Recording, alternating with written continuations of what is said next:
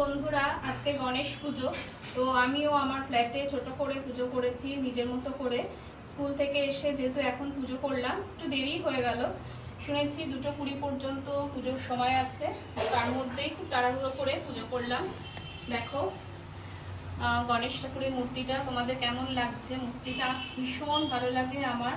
আমাকে একজন দাদা এটা গিফট করেছিল, তো আজকেই আমি পাতলাম এটা ঠাকুরের সামনে। যেহেতু আজকে গণেশ পুজো, লাড্ডু তো অফকোর্স থাকবেই।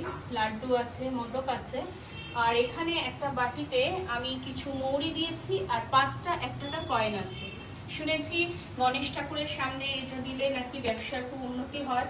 তো যেহেতু আমাদের ব্যবসা আছে আমার হাজবেন্ডের, তো তার জন্যই আমি দিয়েছি, যাতে তার সমৃদ্ধি হয় এবং তার ব্যবসা ভালো হয়।